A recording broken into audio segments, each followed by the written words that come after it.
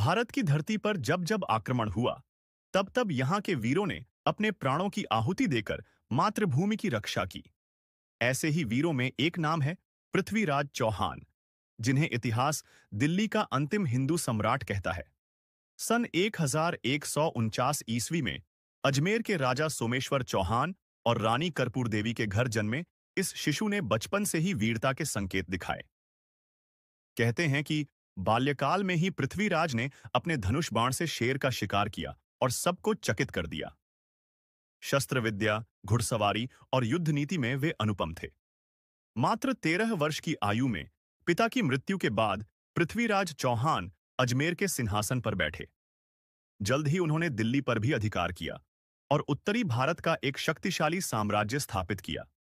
सभाओं में विद्वानों, कवियों और योद्धाओं का सम्मान होता था। प्रजा उन्हें न्यायप्रिय, पराक्रमी और धर्म मानती थी। लेकिन उनके जीवन की सबसे बड़ी चुनौती थी विदेशी आक्रांता मोहम्मद गौरी से। सन 1191 में तराइन की पहली लड़ाई हुई।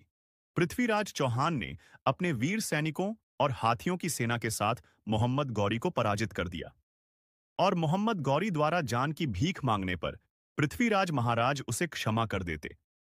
परंतु एक युद्ध में उनका ही साथी जाकर मोहम्मद गौरी से मिल गया, जिसके कारण मोहम्मद गौरी ने छल से पृथ्वीराज महाराष्ट्र को उनकी आंखों में गरम सरियां डालकर उन्हें कारागृह में डाल दिया।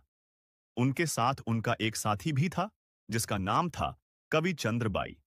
उससे उसकी आखिरी इच्छा पूछने पर उसने कहा कि हमारे महाराज को शब्द भेदी बाण चलाना आता है, इसका प्रदर्शन करने का एक मौका दिया जाए।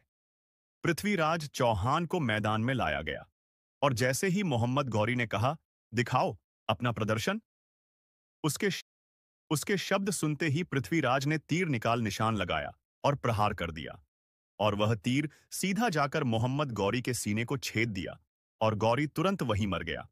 और यह शिक्षा उन्हें द्रोणाचार्य पुत्र अश्वत्थामा से प्राप्त हुई थी। इसके बाद सम्राट पृथ्वीराज चौहान और कविचंद्र बाई दोनों ने स्वयं अपना बलिदान दे दिया, जिससे वह दुश्मनों के हाथों न लग पाए।